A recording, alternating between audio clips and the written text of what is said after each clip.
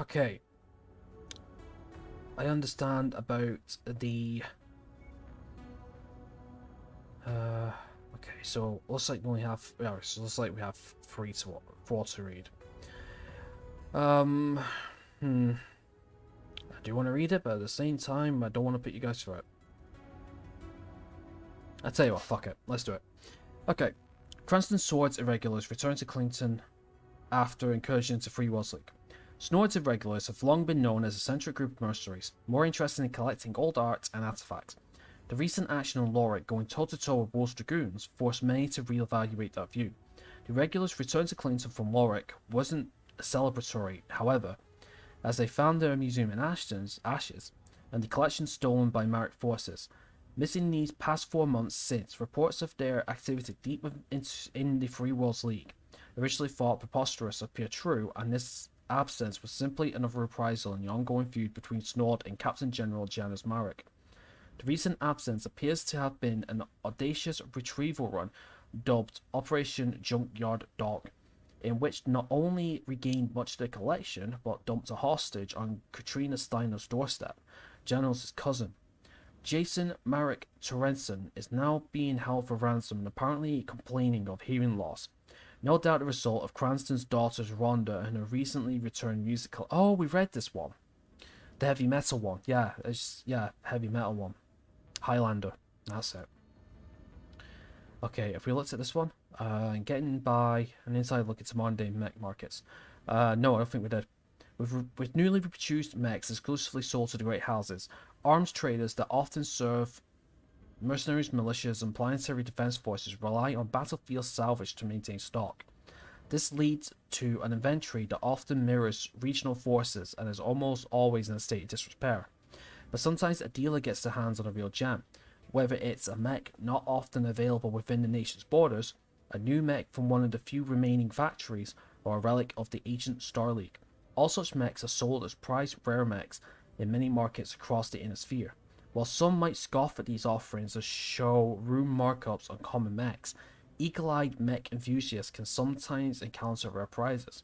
One market owner boasted that he once possessed a long thought extinct jump-capable crab variant once known only to exist in the SLDF Starleague Defense Force's premier Royal Battlemech divisions.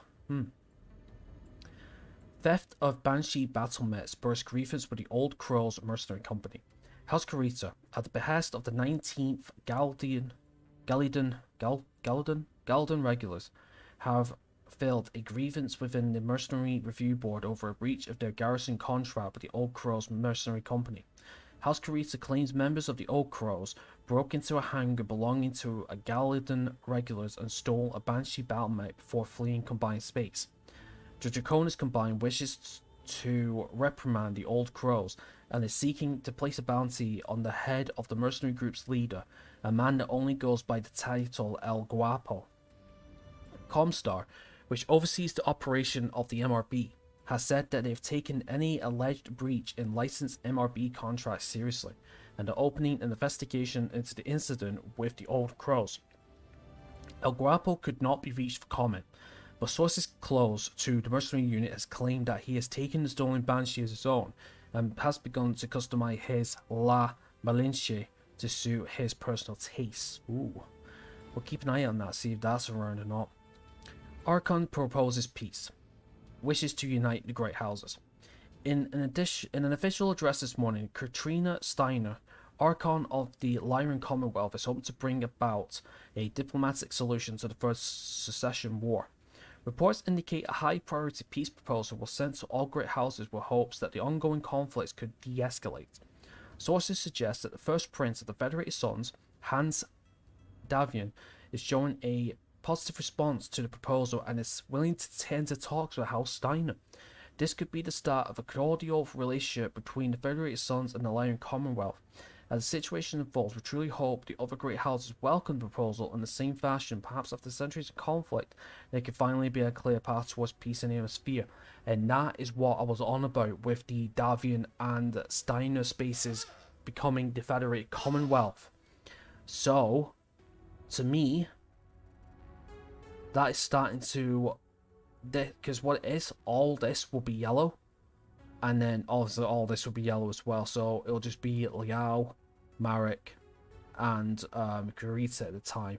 But there will be a new faction split here that will break off having its independence with the Federated Commonwealth. Now, to finish up, I did say there was some new mechs as well. The Archer. As its name suggests, the Archer was designed in 2458 to fulfill the Terran's hegemony's need for a long-range support mech. With production of the Arc 2R beginning a mere 30 years after BattleMech's first hit to the field, the Archer quickly became one of the most prolific chassis in the Sphere. Well armoured and with decent top speed, the Archer excels in keeping enemies at long range, but pilots run the risk of overheating during high-intensity close-quarters encounters. The Assassin, with the development of the Assassin in 2676, was often considered the prime example of a political port project, rife with exaggerated performance statistics, fudged budget estimates, and numerous, sometimes dangerous, corners cut during the production phase. The Assassin nonetheless turned out to be a surprisingly solid mech. Though it possesses relative lackluster firepower for its tonnage, the Assassin compromised with a high top speed, a decent amount of protection, making it ideal for hit and run tactics in a combat with lighter enemies. Well, unfortunately, it didn't really stand up to the test against Trebuchet, did it? Alright, so the Blackjack, did we read the Blackjack? No, we didn't, because we didn't have a Blackjack at the time. Or did we? I don't know, I can't remember. Did we? Well, I'll read it anyway. The Blackjack was born from a Star League mandate in 2757 for the creation of a new battle mech with resurgence suppression and fire support capabilities. Despite fulfilling its production requirements performing well in the initial tests, the Blackjack unfairly developed a bad reputation and was all but rejected by the Star League. While its original design suits the Blackjack for engagement against lighter opponents, its range and sustained fire capability can make it a highly effective threat in the right hands. We read Centurion, Cicada, I think we did. Yeah, we read Cicada, we read Commando. The Crab, we didn't read the Crab. While originally built for the Star League in 2719, the approach taken by Corsair Weaponries was to create a battle mech that was easily maintained and well suited for high endurance raiding far from supply lines. The Crab was seen by many as a reliable standby and eventual standard for SLDF medium mechs. The League's collapse orphaned the design, however, and the loss of ferrofibrous armor production eventually led to centuries where its fighting units were downgraded to carry standard armor. Even still, the Crab's elegant simplicity practically assured that enough would survive to the present era. So, ferrofibrous is, I believe, it's more structural health and also increases the overall tonnage in terms of space, but it takes up a lot of slots within the actual setup itself. I think we read the Enforcer, I think. Have we? No, because we only counted it once. Already in the midst of a veritable love affair with autocannon platforms, the Federated Sun stumbled upon forgotten blueprints for an unbuilt autocannon armed battle mech and used it as the basis for a new design. The Enforcer was rushed through development and commissioned in 2777, and over the course of the Succession Wars became a workhorse of House Davian. Read the Firestarter. The Flea, originally called the Trooper as an announcement in 2474, a cascade of flaws prompted a name change in an effort to avoid bad press, but the Flea finally rolled off the line. While not exceptionally fast and possessing unimpressive combat capabilities, the Flea has the virtue of being exceptionally cheap and, given its incredibly small size, frustratingly hard to hit. The Griffin, I think we did read the Griffin, didn't we? Yes, we did. We read the Hunchback. We've not read the Jägermech. In reviewing the limited success of the Rifleman, Callan engineers agreed the mech was under-armoured, lacking in ammunition, and prone to overheat. Using these observations to design the Jägermech, they tried to keep the best of the Rifleman while addressing its key deficiencies. 2 out of 3 isn't bad.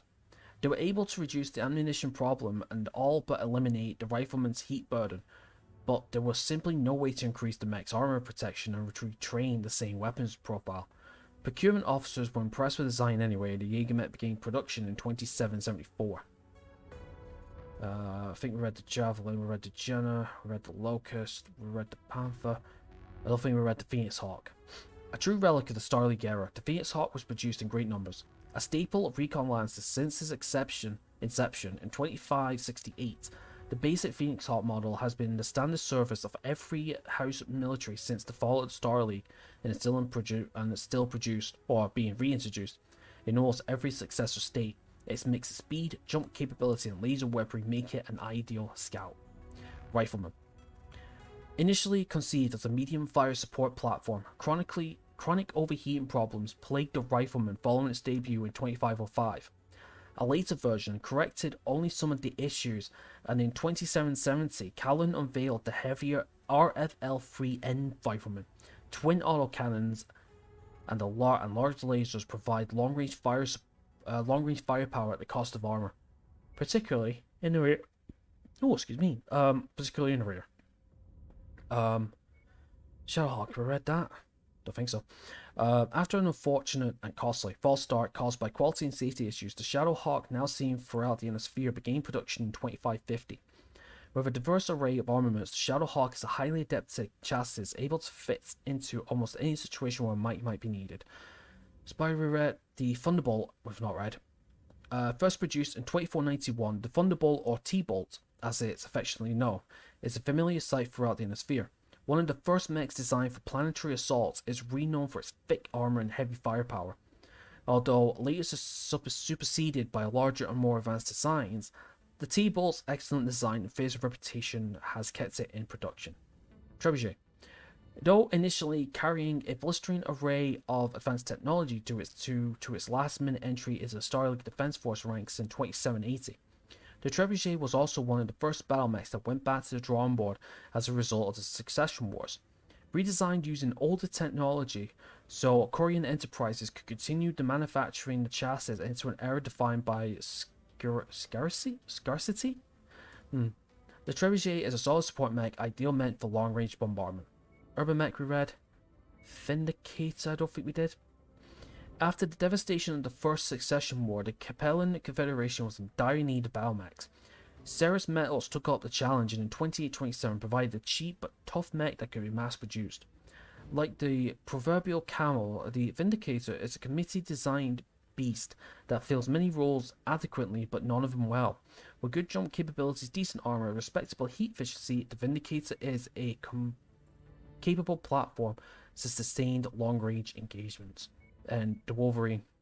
Introduced in 2575 as the newly created Star League Defense Force prepared for inevitable conflict with the periphery realms, the Wolverine was provided in prodigious numbers, conceived as a heavy scout capable of undertaking assignments too hazardous for lighter mechs.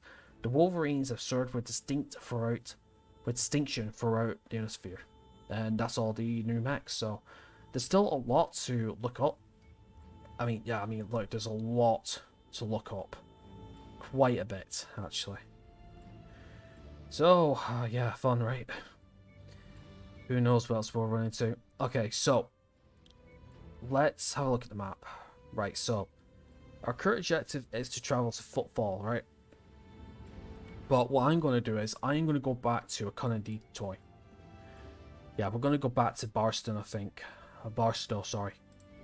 Because that is rank 6, while the others are rank 7 or rank 8, so it only makes sense for us to do that. So I think it's probably more ideal for that. However, though, it is out of jump range, and we need to get to here. So what we're going to do is we're going to do this. We are going to jump to Kanzu, which is 27 days. But what we could do is we could do a couple... Actually, should we just go to... Actually, what I want to do is... Oh, hello. Okay, so we've got rare mech. Nah, we don't want to go to here. Yeah, we want to start making tracks towards Finger. So, one thing is, we're going to do this. We're going to go to Hamel. And we're going to check the area to see if there's any more contracts. We're going to bounce to Almec. Do any repairs that we need. And then from there, we could do a jump to Barstow that way. And then we can do that objective then. So, let's head to... What's better? 150. Yeah, because I want to get employed by Davian. Because I want to keep our good reputation high. And in turn, we can actually get better negotiation points. That's the plan anyway.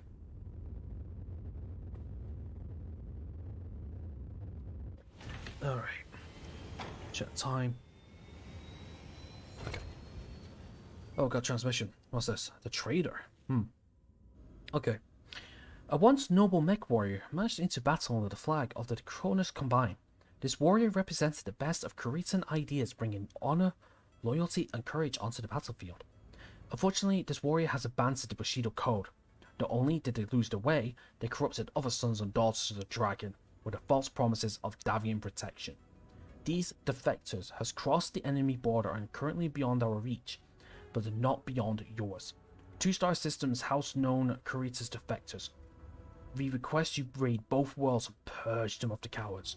The arm of the Dragon's justice is long, and your cooperation shall extend its reach even further. Okay, well, I don't see why not, but we're not doing that just yet. We gotta travel to somewhere. Nah, I want to do this one first, because this is like part 2, I believe it is, so like I said, I want to do this one first. Okay, yeah, contracts. Okay, let's see what we have. Okay, so we have a 21. Okay, so we're playing for the independents. It's a war zone. 21 difficulty, tonnage limit 200. Okay, we can do that then. Let's go 15 salvage and 2 into money. Sure, sounds good enough. Right. Unfortunately, our lances are all mixed up at the minute, so yeah. Okay, so let's bring out Alpha Lance if possible. So we want. Actually, we could do with a mech pilot. Actually, do we have mech pilots? We do. Oh no, that's pilot roster. For fuck's sake. Okay. Right.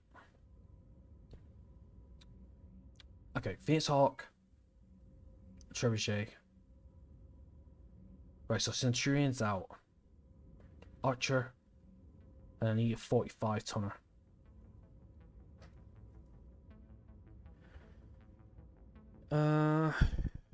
Commando, you're in. Perfect. Okay, now, question is, who's the best with missiles? Franco, you're going to take care of the Trebuchet now, because we haven't got a pilot for the Trebuchet. So, you pilot a Trebuchet for this one. Okay, Archer was... I forgot. Oh no, wait, yeah, fuck, I'm an idiot. I got Abraham for the Trebuchet, I'm a donkey. Sorry, dude. Norris, we got you for the Archer, I believe. Yep, we got you for the Archer. And it was Gales, or was it Cronin? No, it was Cronin, wasn't it? Yeah, it was Cronin for the Commando.